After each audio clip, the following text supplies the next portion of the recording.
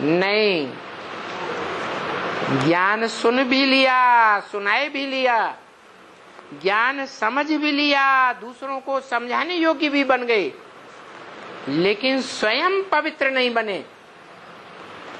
स्वयं ज्ञान ज्ञानेंद्रियों में नहीं आया, ज्ञानेंद्रियों में ज्ञान नहीं समाया ब्राह्मणत्व का।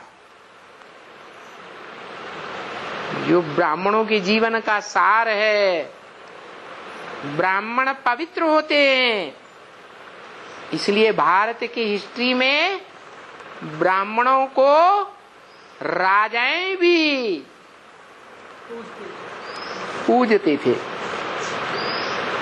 राजगुरु बनाकर पूजते थे।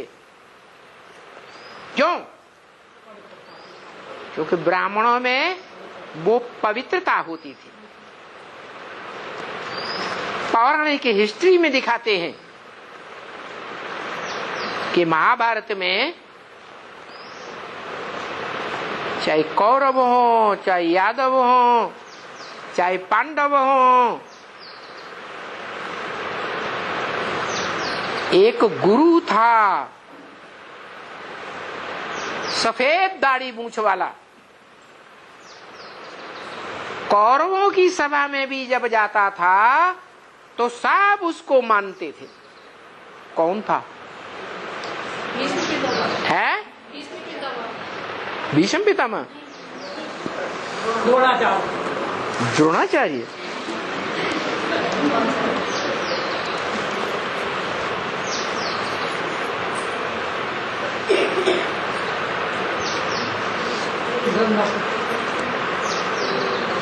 वेद व्यास का नाम सुना है?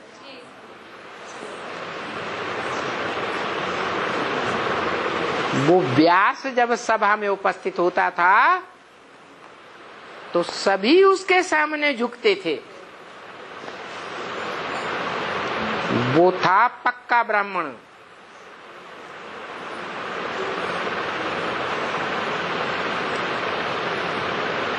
वेदों में भी जिसका नाम प्रसिद्ध है, वेद व्यास। और वेदों में भी जो पहला शास्त्र है, जो गीता शास्त्र कहा जाता है, उस गीता शास्त्र में भी उसी का नाम है, व्यास प्रसादात। ये गीता ज्ञान किसकी प्रसन्नता से मिला? व्यास की प्रसन्नता से मिला। तो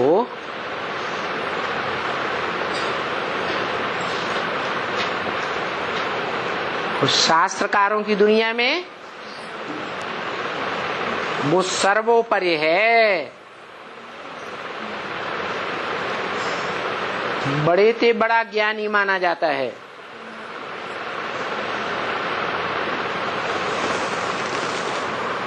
जिसका नाम दिया गया भारत। भा माने ज्ञान की रोशनी, रत माने लगा रहने वाला, जो जीवन भर ज्ञान की रोशनी में लगा रहता है।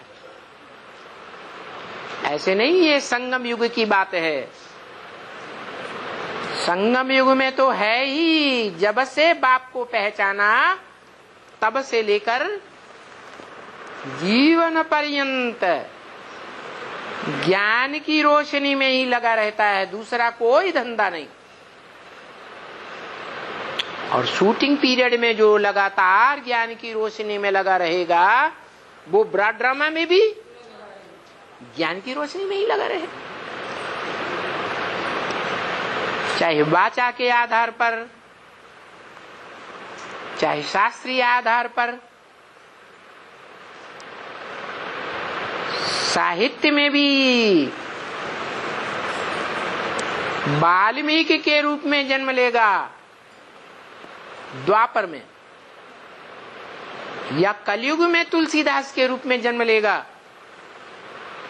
तो भी साहित्यकारों के बीच में शिरोमणि का पार्ट बजाएगा, हीरो पार्टधारी का पार्ट बजाएगा या नीचा पार्ट बजाएगा? क्योंकि बोला है ब्रह्म वाक्य, शास्त्रों में अपनी अपनी जीवन कथा कहानी लिख दी है। क्या कहा? द्वापर में वाल्मीकि ने जो रामायण लिखी, उस रामायण में किसकी कथा कहानी लिख दी है? अपनी माने राम की कथा कहानी है। और कलयुग में आज से 400-500 वर्ष पहले तुलसीदास ने रामायण लिखी, उस रामायण शास्त्र में किसकी कथा कहानी लिखी? राम की लिखी। तो तुलसीदास की आत्मा हो या वाल्मीकि की आत्मा हो, कौन सी आत्मा साबित होती है? राम की आत्मा साबित होती है। इसी तरह युद्ध क्षेत्र में भी, साहित्य क्षेत्र में भी सर्वोपरि पार्टधारी हीरो पार्टधारी, और युद्ध क्षेत्र में भी हिस्ट्री उठा के देखो, कोई भारत के राजाएं हुए हैं जिनकी राजधानी भले छोटी सी थी, छोटा राज्य था, हजारों की तादाद में भी कभी मिलिट्री थी, कभी नहीं थी, फिर भी लाखों की तादाद की मिलिट्री वाले राजाओं के साथ टक्कर लेता था और सदा जीतता था, कभी हार नहीं खाता था। ऐसे राजाएं हुए या नहीं हुए? कौन कौन? महाराणा प्रताप भी हुए और शिवाजी हुए, और भी राजाएं हुए। तो बताया कि हर क्षेत्र में हीरो पार्टधारी का पार्ट बजाता है और सत्य के आधार पर अडिग रहता है। दुनिया के दूसरे धर्मों के विदेशी आक्रांताएं लाखों लाख की सेना लेकर आते थे और भारत में आकर पूंछ दबा के भाग जाते थे। चाहे वो अलेक्जेंडर की हिस्ट्री हो, चाहे वो नेपोलियन हो, चाहे कोई विश्व का विजेता, विश्व विजय की आकांक्षा रखने वाला हो, कोई भी उस हीरो पार्टधारी से टक्कर नहीं ले सका। परंतु युद्ध करने में शरीर का खून दोनों तरफ के योद्धाओं का बहता है या एक तरफ बहता है? खून शरीर का बहता है तो शरीर कमजोर हो जाता है या नहीं हो जाता? ऐसे ही आत्मा का खून है संकल्प शक्ति। ये संकल्पों का खून जो बहता है वो भी संकल्पों के युद्ध से बहता है। ये यहाँ संगम युग में शूटिंग की बात है।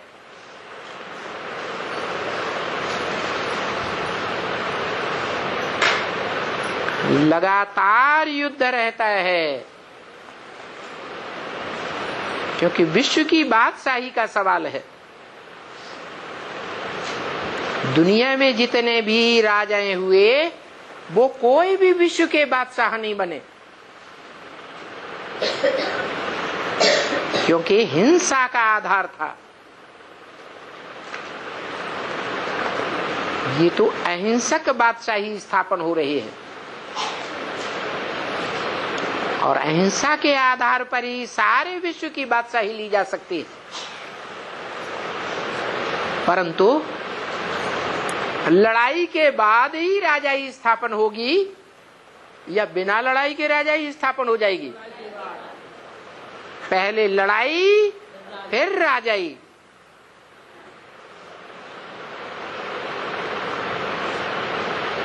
वो भले विश्व की राजाई हो, सारे विश्व की राजाई होगी तो सारे विश्व के राजाएं, राज्य, सारे राज्यों की मिलिट्री, सारे विश्व के धर्म पिताएं, धर्मावलंबी युद्ध करेंगे या नहीं करेंगे? ऐसे ही मान जाएंगे? है? युद्ध करेंगे, युद्ध करेंगे। भले संकल्पों का युद्ध हो, वाइब्रेशन का युद्ध हो, वाचा का युद्ध हो, लेकिन युद्ध तो जरूर करेंगे। तो भारत के शास्त्रों में जो इसी संगम युग की यादगार, शूटिंग की यादगार हैं, लिखा है कि दुनिया में एक ही शख्सियत ऐसी हुई है, एक ही व्यक्तित्व का नाम है जिसने जीवन में कभी भी हार नहीं खाई। क्या?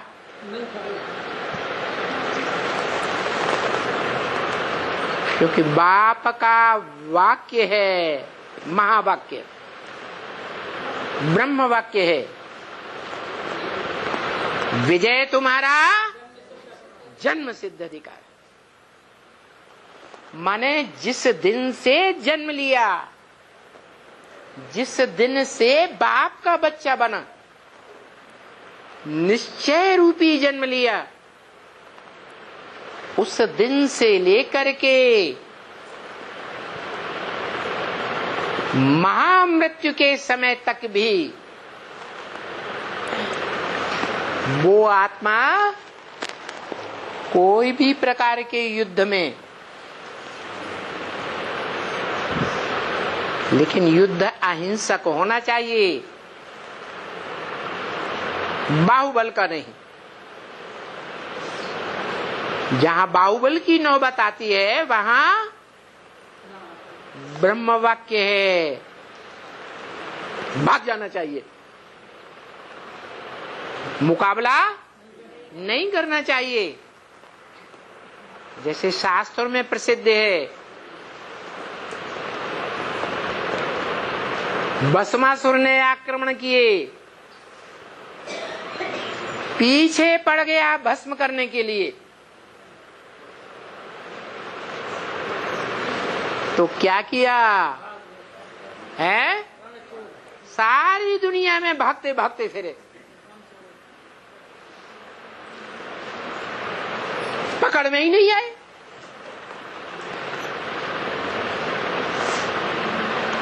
कहाँ की शूटिंग की बात है? ये सारी बातें संगम युग की हैं। संकल्पों का युद्ध भले होता रहे,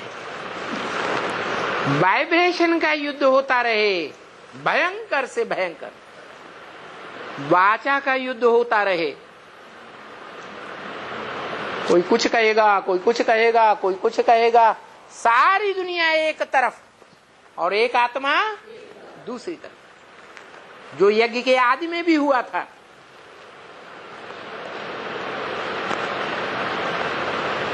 धोबी घाट की बात को लेकर के सारी दुनिया ब्रह्मा बाबा के तरफ हो गई। क्योंकि ब्रह्मा तो बच्चा बुद्धि थे, ज्ञान की गहराई को समझ ही नहीं सकते, तो उन्होंने तो विरोध आरंभ से ही किया।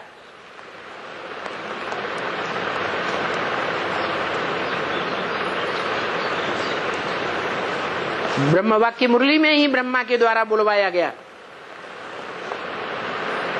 उन बच्चों को कितना समझाते थे विकार में मत जाओ, फिर भी नहीं माना। अब देखो पतित हो गए। फिर ये भी मुरली में बोल दिया, जो एक बार जीवन में ब्राह्मण बनते हैं, बल शरीर छूट जाए लड़ते लड़ते, तो भी श्रेष्ठ ब्राह्मणों के घर में जन्म लेंगे या नीच कुल में जन्म लेंगे। फिर ये भी बता दिया, राम फेल हो गया तो बाप का बड़ा बच्चा अगर फेल हो जाए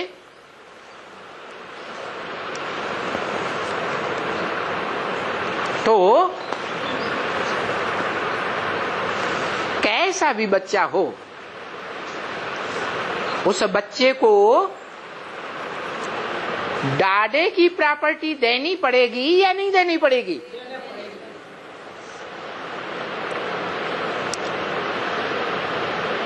तो धर्म पिताओं का बाप तो हुआ प्रजापिता, और प्रजापिता का बाप हुआ कौन? डाडे। कौन? शिव। तो शिव आकर के उस बच्चे को अपना वर्षा दे देते हैं, जाओ ये ले जाओ ज्ञान के बाण, ये ले जाओ पुरुषार्थ रूपी धनुष, कमाओ और खाओ। इस ब्राह्मण परिवार में तुम्हें हिस्सा नहीं मिलेगा। तो बड़ा बच्चा है, कमाएगा खाएगा कि नहीं है? कमाएगा खाएगा, ज्यादा पावरफुल बन सकता है कि नहीं? बन सकता है। तो दोबारा जन्म लेकर के वो आत्मा आती है, तो बुद्धि रूपी तर्कस में ढेर के ढेर ज्ञान के बाण जो बाप से वर्षे में मिलते हैं, और पुरुषार्थ रूपी वो शिव का धनुष लेकर आती है, जिस धनुष को रावण हिलाए भी नहीं सका, जिस धनुष को पुरुषार्थ रूपी धनुष कहो, पुरुषार्थ रूपी चाप कहो, पुरुषार्थ रूपी जहाज कहो, जो दुनिया में दूसरे धर्मों में भी गायन है, नानक चाप जहाज। गुरुओं ने अपने को भगवान मान लिया कि नानक चाप जहाज, जे ही चढ़ी उतरे पार नर। संसार के मनुष्य उस जहाज पर चढ़ करके विषय सागर के पार चले जाएंगे। लेकिन नहीं, भारत के शास्त्रों में शंकर के लिए गायन है, शंकर चाप जहाज जय चढ़ी उतरे पार नर।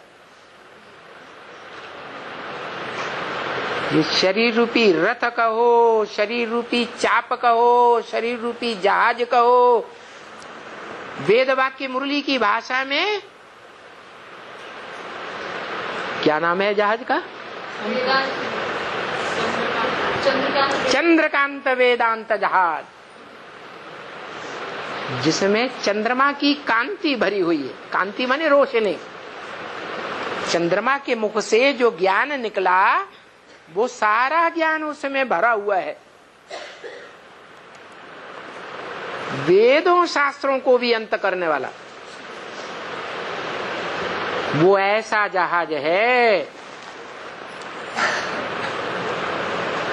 जिस पर चढ़ करके, जिसका आधार लेकर के दुनिया के सारे मनुष्य मात्र इस विषय सागर से पार चले जाएंगे। कबीरदास जी ने अपने ऊपर उठा लिया, चदरिया भीनी भीनी रे। चदरिया माने शरीर रूपी चदरिया।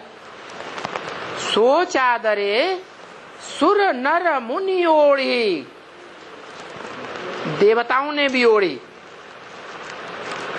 16 कला संपूर्ण कृष्ण जैसे देवता ने भी ओढ़ी राधा रूपी चदरिया।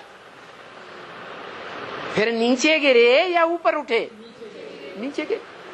सो चादर सुर माने देवता, सुर नर मुनि ओढ़ी, और ओढ़ी के मैली की नी चदरिया। और दास कबीर ऐसी ओढ़ी ज्यों की त्यों धर दी नी चदरिया। वाह भाई, ये क्या बात हुई? क्या कबीरदास जी भगवान हो गए, जिनके संग के रंग में आकर के शरीर रूपी चद्दर, शरीर रूपी कपड़ा जो भीना भीना हुआ है, बहुत सुंदर है, पारदर्शी है, वो चदरिया को कोई दाग नहीं लगा। अरे क्या कबीरदास भगवान थे? भगवान तो नहीं थे। ये है भगवान का गायन। वो निराकार ऊंचे से ऊंचा भगवंत जिस साकार तन में प्रवेश करता है, वो 16,000 चदरियां ओढ़ता है, और फिर भी ज्यों की त्यों धर दी नी चदरिया। मनुष्य गुरु ऐसा ओढ़ते हैं उन पवित्र रूपी कन्याओं रूपी चदरिया को कि मोटी कमर वाली माता बना देते हैं, भिखारी बना देते हैं।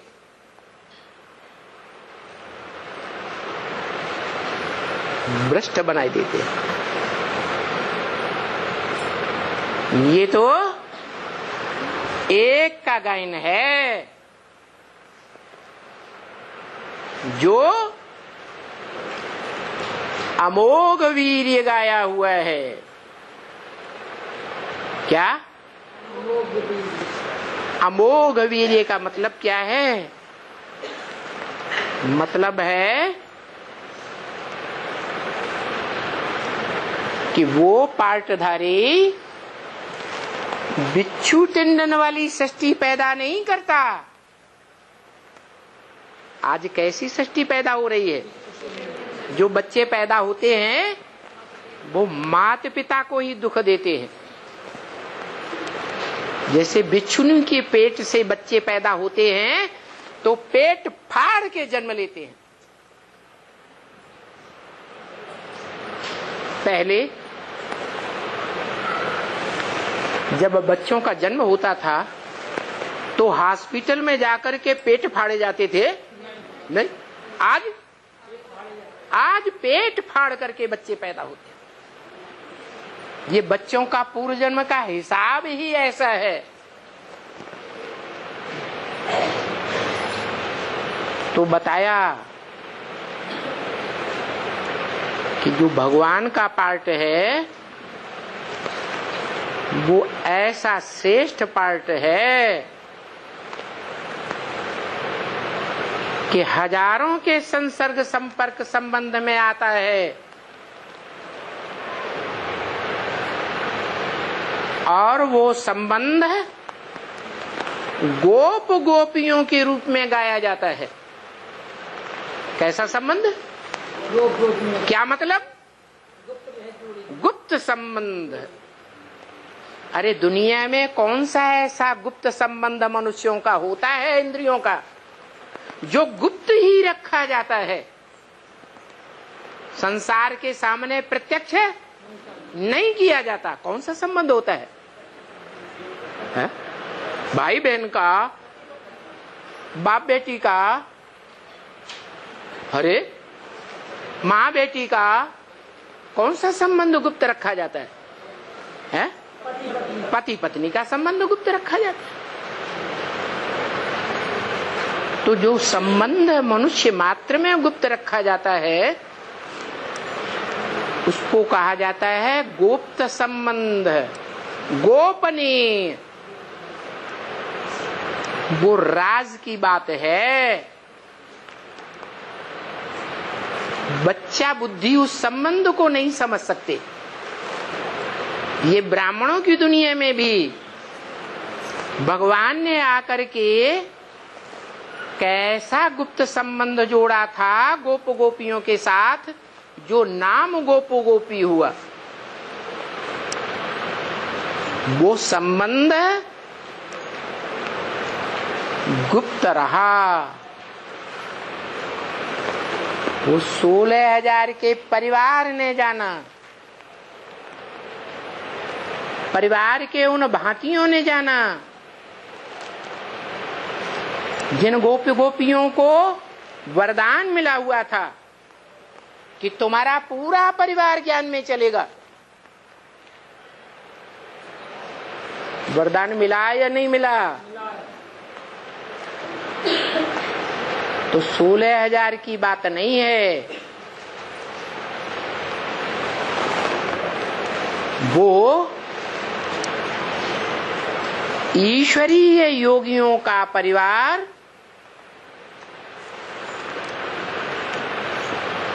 जो 16,000 की संख्या का है, राज परिवार कहा जाता है। 84 जन्मों में कहीं न कहीं राजा रानी जरूर बनते, भले एक जन्म में कहीं बनेंगे जरूर। तो वो ईश्वरीय राजयोगी परिवार इतना श्रेष्ठ है,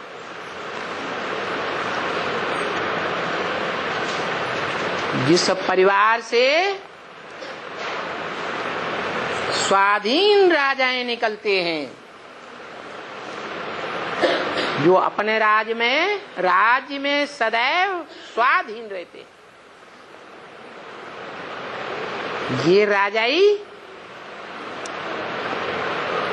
ये कंट्रोलिंग पावर दुनिया का कोई मनुष्य मात्र नहीं सिखा सकता। ये राजाई कंट्रोलिंग पावर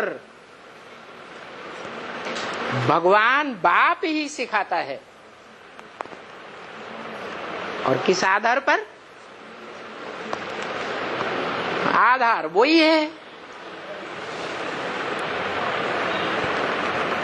पूछा जाए द्वापर युग से देवात्माएं कैसे पतित बने? संग के रंग से पतित बने। एक के संग के रंग से पतित बनी या अनेकों धर्मों के धर्म पिताओं के संग के रंग में आने से पतित बनी? अब क्या किया जाए? उस एक को पहचाना जाए जो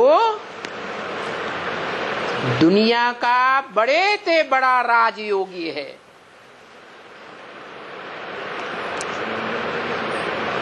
उस शास्त्रों में योगीश्वर का टाइटल मिला हुआ है, योगी राज का टाइटल मिला हुआ है भगवान को।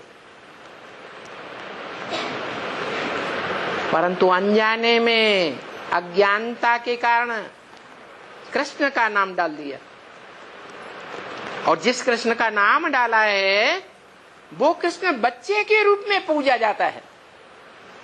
अरे बच्चा क्या जाने संग का रंग का राज क्या होता है। जो ऐसा संबंध है संग का रंग छोड़ने वाला, इतना गहरा संग का रंग छोड़ता है कि स्त्री शरीर छोड़ती है तो जीवन भर जिस पुरुष का संग किया है, जिस पुरुष से सुख लिया है, वो अंत समय में याद जरूर आ जाता है और रिजल्ट क्या होता है? अंतमते सुगते हो जाती है। स्त्री ने पुरुष चोले को याद किया अंत समय में तो काहे का जन्म मिलता? पुरुष का जन्म मिलता। और पुरुष भी इसी तरह जीवन भर स्त्री चोले से सुख लेता है तो अंत समय में क्या याद आता है? स्त्री चोला याद आ जाता। अंतमते सुगते। पुरुष को कौन सा जन्म मिलेगा? स्त्री का जन्म मिलता। तो देखो इस गुप्त संबंध के संग का रंग इतना गहरा है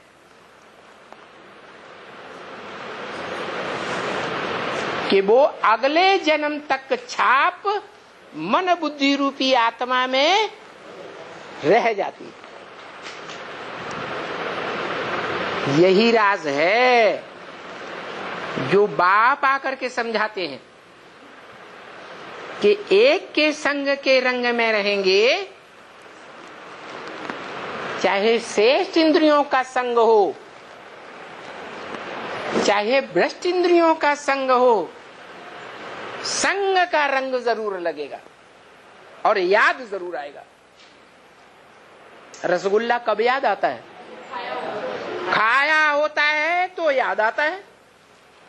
जिसने खाया ही नहीं, देखा ही नहीं, सुना ही नहीं, उसको याद आएगा? नहीं याद आएगा। तो बताया ये एक का संग का रंग ऊंचा उठाता है, लेकिन कौन एक? ऐरा गैरा नथु खैरा 500 करोड़ मनुष्य आत्माओं में से कोई भी एक पार्टधारी का संग का रंग ऊंचा उठाएगा? ऊंचा उठाएगा या नीचे गिराएगा? हैं? नीचे गिराएगा। क्योंकि मनुष्य सृष्टि का जो पहला पत्ता 16 कला संपूर्ण कृष्ण है वो खुद ही नीचे गिरता है। तो दूसरे पत्तों का तो कहना ही क्या जो बाद में आते हैं।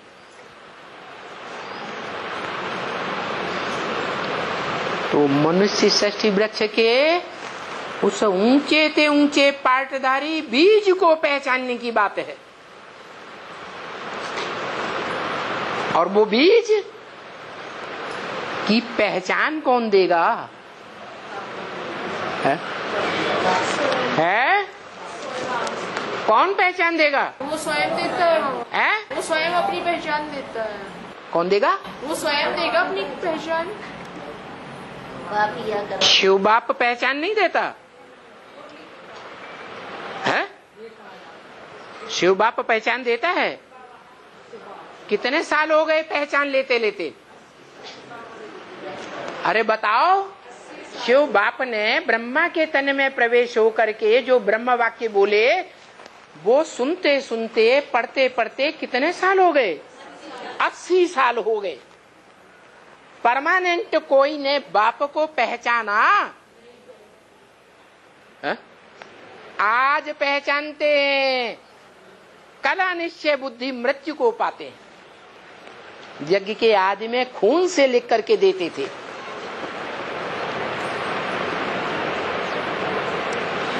फिर उनका भी हाल बुरा हो गया। अभी सरकारी कोर्ट स्टाम्प पेपर पर लिख कर देते हैं। कोई कोई नोटरी भी कराते हैं कोर्ट के सामने।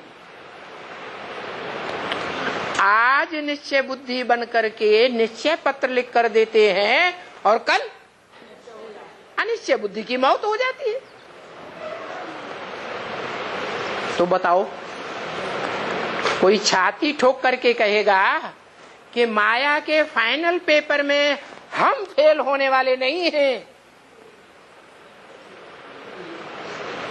हम बाप को भूलने वाले नहीं हैं, हम अमर बनकर रहेंगे। दुनिया मारी जाए तो मारी जाए, कोई है तो हाथ उठाओ, हाथ उठाओ भाई। अरे माया किसी को छोड़ने वाली नहीं है। अभी तो फाइनल पेपर भी नहीं हुआ। ये माया ने प्रकृति रूपी महाकाली से हाथ मिलाया हुआ है। जो महाकाली कोई भी असुर को छोड़ने वाली नहीं है। छोड़ेगी? नहीं छोड़ेगी। सबकी भुजाओं को काटेगी।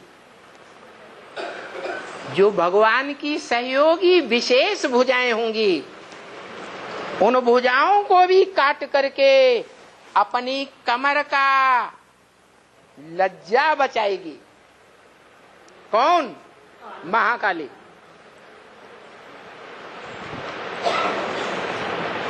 अपनी लज्जा बचाएगी।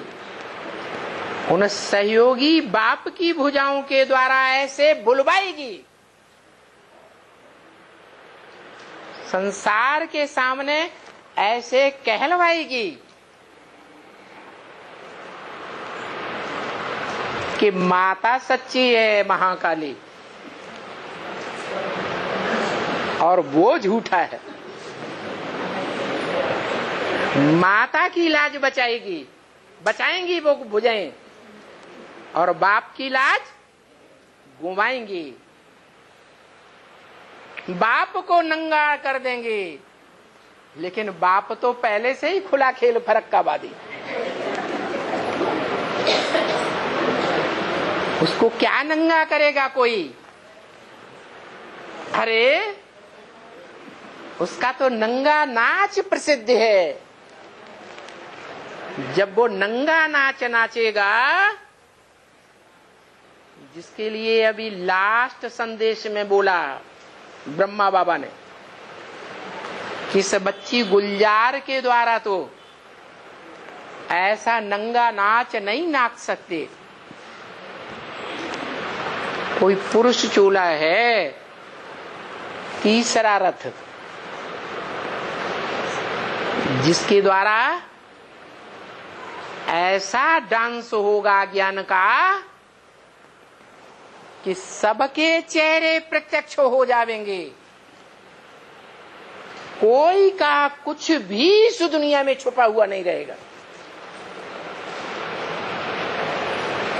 कोई कितना भी अपने पोता मेल को छुपाए, छुप नहीं सकेगा। इसलिए बोला, देवान को छोड़ दो, ये देह अहंकार छोड़ो, नहीं तो मच्छरों सदृश ले जाऊंगा। जैसे मच्छर में कोई देह अभिमान, देह का टुकड़ा नहीं होता, ऐसे ले जाऊंगा। तो बताया नई दुनिया आने वाली है, तो विनाश भी जरूर होना है। और देह अभिमानियों का विनाश होना है या आत्माभिमानी का विनाश होना है? और अपना पूरा पोता मेल देने वाला कोई करोड़ों पुरुषार्थियों में से, कोटों में से को एक है। क्या बोला मुरली में? है अपना पूरा पोता मेल देने वाला कोई कोटों में एक है, जिसके लिए बोला अब देखेंगे राख कौन बनते हैं देह अभिमान भस्म करके, और कितने बनते हैं। और कोटों में से एक, लाखों पुरुषार्थियों में से एक कौन निकलते हैं, वो भी देखेंगे। तो एक के निकलने की बात बताई या दो चार के निकलने की बात बताई? एक की बात बताई। तो एक रहेगा, बाप रहेगा सृष्टि का, मनुष्य सृष्टि का, तो नई मनुष्य सृष्टि बनेगी, या बाप भी नहीं रहेगा, बीज भी नहीं रहेगा, तो नई सृष्टि मनुष्य की बन जाएगी। एक बाप जरूर रहेगा। भले माया प्रकृति रूपी माता का हाथ मिला करके सबके गले कटवाए दे, लेकिन एक का गला नहीं काट सकती। एक साकार शरीर से भी रहेगा और आत्मिक स्थिति में भी रहेगा, और उस एक के द्वारा फिर से नए सृष्टि रूपी वृक्ष की स्थापना होगी। फिर वही आदिकल्प की तरह राधा कृष्ण का जन्म होगा। जो शूटिंग पीरियड में, रिहर्सल काल में शास्त्रों में दिखाया गया, सारी सृष्टि पर जलमयी हो गई, फिर कौन आया सागर में? है? अरे पीपल के पत्ते पर कृष्ण बच्चा आया। अब बताओ, ऐसे हो सकता है क्या कि सारी सृष्टि में जलमयी हो जाए और कृष्ण बच्चा पीपल के पत्ते पर टपक पड़े? छोटी मोटी नाव, इतनी हल्की नवैया, और उस पर बच्चा बिठैया, और वो नवैया डुबैया न हो। अरे ये कवियों की भाषा है, अलंकारिक भाषा होती है, प्रतीकात्मक भाषा होती है, उसका गहरा अर्थ होता है। पीपल का पत्ता माना ऐसी हल्की फुल्की पार्ट बजाने वाली आत्मा जो बहुत हलचल में आती है। दुनिया के जितने भी वृक्ष हैं, उनमें कौन से वृक्ष का पत्ता है जो थोड़ी सी हवा भी हिलेगी डुलेगी तो पत्ता जोर से डोलता है? पीपल का पात। गायन है, पीपल पात सरिसमन डोला। क्या? बुद्धि के लिए नहीं बोला, और कोई इंद्रिय के लिए नहीं बोला, मन के लिए बोला। ये मन रूपी ब्रह्मा है, उसे मन कहो, दिल कहो। बाप का दिल है उस बच्चे के ऊपर। साकार मनुष्य सृष्टि का बाप और उसका साकार बच्चा, मनुष्य सृष्टि का पहला पत्ता कृष्ण, उस बच्चे के रूप में बोला कि वो किस पत्ते पर आता है? क्या नाम दिया? पीपल। उस वृक्ष को कहते हैं, वो वृक्ष पीपल का वृक्ष क्या कहा जाता है? ब्रह्मदेव। क्या कहते हैं? ब्रह्मदेव। कहते हैं उसमें भूत प्रेत निवास करते हैं, इसलिए उसकी लकड़ी को कभी नहीं जलाना चाहिए। वास्तव में वो ब्रह्मा रूपी आत्मा की बात है। वो ज्ञान चंद्रमा ब्रह्मा जिस साकार चोले में फीमेल में प्रवेश करता है, वो पीपल के पत्ते के रूप में पार्ट बजाने वाली आत्मा है। रुद्रमाला का मणका तो है, लेकिन सबसे कमजोर मणका है या पावरफुल मणका है? कमजोर, लास्ट मणका है। इसलिए बहुत हिलता डुलता है।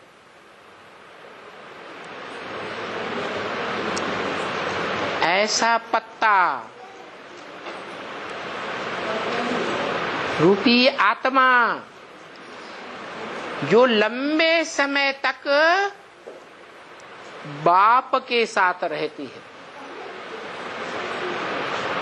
आपने एक वृक्ष देखा होगा, वो वृक्ष बहुत बढ़ जाता है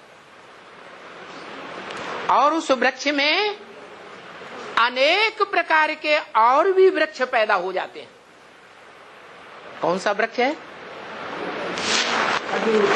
खजूर बहुत बढ़ जाता है, बढ़ जाता है, बरगद, उसमें और भी वृक्ष पैदा हो जाते हैं। पीपल का पेड़ पैदा हो जाता, नीम का पेड़ पैदा हो जाता, तो एक वृक्ष में ही अनेक वृक्ष। ये वैरायटी धर्मों का वृक्ष है, मनुष्य सृष्टि का वृक्ष। तो जो पीपल का पत्ता है वो उस आत्मा की यादगार है जो रुद्रमाला में सबसे कमजोर मणका है। थोड़ा सा माया का झोंका आता है और हिल जाती है। भले उस पत्ते ने लंबे समय तक बाप का साथ निभाया है, बाप का संग का रंग लिया है, फिर भी माया का झोंका आता है और हिल जाती है। इतनी जोर से हिलती है कि बाप का साथ ही छोड़ जाती है।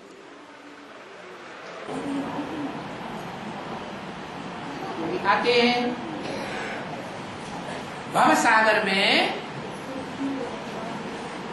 जब ज्ञान जल की बाढ़ आती है और उस बाढ़ में देह अभिमान की मिट्टी मिल जाती है। बाढ़ में क्या होता है? देह अभिमान की मनुष्यों की मिट्टी मिल जाती है। भव सागर के बीच में वो पीपल का पत्ता पड़ा हुआ है, इसकी यादगार है। नैया डोलेगी, हिलेगी, लेकिन डूबेगी नहीं। वो ऐसी आत्मा है, ध्रुवपति है। महाभारत में उसका नाम ध्रुवपति, उसका बिगड़ा हुआ नाम द्रौपदी है। उसका पद निश्चित है महालक्ष्मी के रूप में। नारायण के साथ जो जन्म जन्मांतर का साथ निभाने वाली लक्ष्मी है, उस लक्ष्मी के भाव स्वभाव संस्कार में जब महाकाली का भाव स्वभाव संस्कार मिलकर एक हो जाता है तो महालक्ष्मी कही जाती है। जैसे संगम युगी नारायण और सतयुग का नारायण फर्स्ट, दोनों आत्माएं एक ही व्यक्तित्व में कंबाइंड पार्ट बजाते बजाते दोनों के संस्कार मिलकर एक हो जाते हैं, तो लास्ट में उनको कहते हैं महानारायण। क्या? चार भुजाओं वाला। ऐसे ही चार भुजाओं वाली क्या दीपावली पर पूजी जाती है। कहते हैं दीपावली पर राम का राज्यारोहण हुआ था। कब हुआ था? दीपावली कब हुई थी? दशहरा के बाद। 10 सिरों वाला रावण, उसके सिरों का हरण हो चुका था। उसके बाद आती है दीपावली, जिस दीपावली में महालक्ष्मी का पूजन होता है। वो रिहर्सल अब हो रही है, वो रिहर्सल शूटिंग अब होने वाली है कि महाकाली सारी ब्राह्मणों की दुनिया के ऊपर राज्य करेगी, सबका गला काटेगी, सबको निश्चय बुद्धि बनाएगी, एक बाप को छोड़कर, महाकाल को छोड़कर, जगदम्बा जगत पिता को छोड़कर सबके गले काट दे। तो दिखाया है मत्स्यावतार, एक भगवान का ऐसा अवतार दिखा दिया है भक्ति मार्ग में जो मछली का अवतार दिखाया। कहते हैं छोटे रूप में उसको लिया गया था, छोटी सी मछली चुल्लू पानी में आ गई, फिर वो बढ़ते बढ़ते बढ़ते बढ़ते इतना बड़ा विकराल रूप धारण कर गई कि सागर में उसको जब फेंका गया तब उसकी बाढ़ बंद हो गई। यही दिखाते हैं कि जब नई सृष्टि बनी थी तो एक शरीर रूपी नवैया जो मछली के रूप में, माछले के रूप में दिखाई गई, उसके सींग पर वो नई सृष्टि की 108 आत्माएं बीज रूप में बैठी हुई थी और उससे नई सृष्टि का जन्म हुआ। पीपल का पत्ता भी दिखाते हैं पहले पहले। वो पीपल का पत्ता समंदर में जब लहरें आती हैं तो डूबेगा या नहीं? डूबता हुआ दिखाई पड़ता है या नहीं? दिखाई पड़ता है। डूबता है फिर उछलता है, फिर डूबता है फिर उछलता है। तो लोग समझते हैं कि ये डूबा कि डूबा, लेकिन वो डूब नहीं सकता। उसका पार्ट ऊंचे से ऊंचा है। जो विष्णु के रूप में बायां अंग, बायां हाथ दिखाया गया है, सबसे नीचे का हाथ, उस हाथ में कौन सा फूल दिखाते हैं? कमल का फूल। क्या मतलब हुआ कि कीचड़ की दुनिया में रहती है, विकारियों के बीच में रहती है, फिर भी वो विकारों में उसकी बुद्धि डूबती नहीं है। इसलिए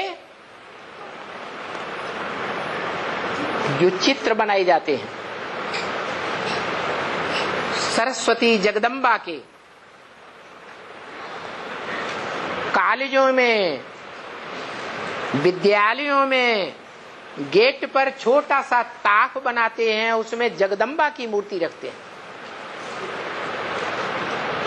और वैसे भी महाकाली के चित्रों में मस्तक में शंकर की मूर्ति दिखाते हैं।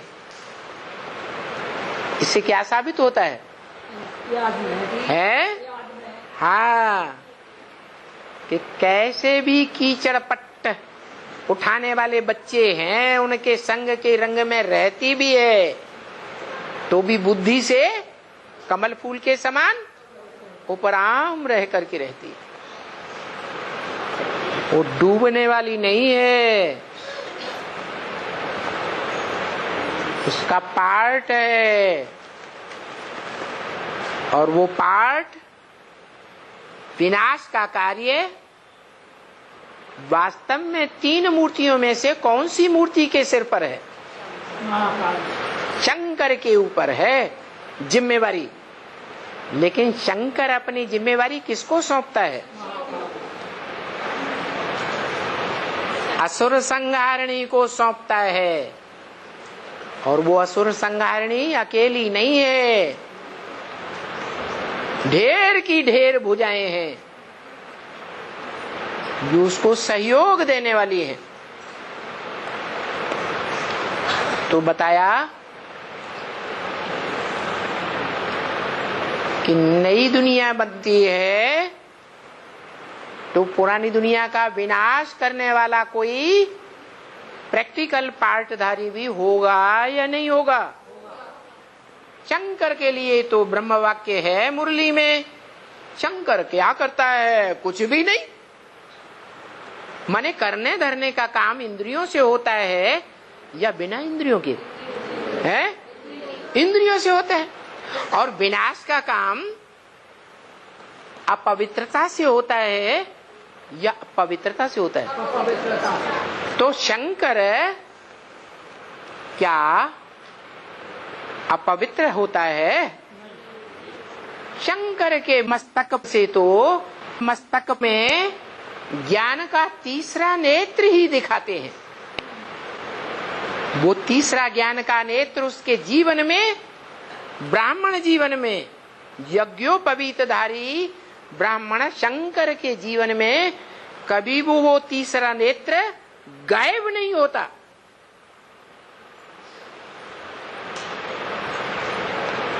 गंगा गायब हो सकती है, चंद्रमा गायब हो सकता है, लेकिन तीसरा नेत्र कभी गायब नहीं होता।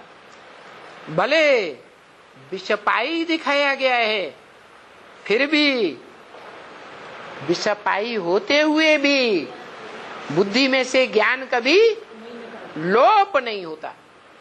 इसका मतलब इंद्रियों से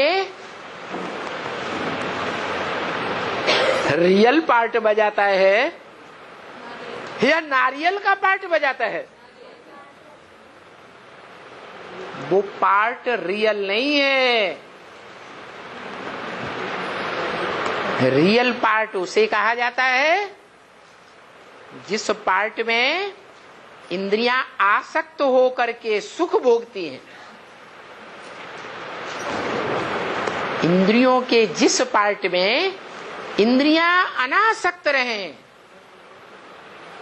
एक निराकार ज्योति बिंदु की याद में रहें,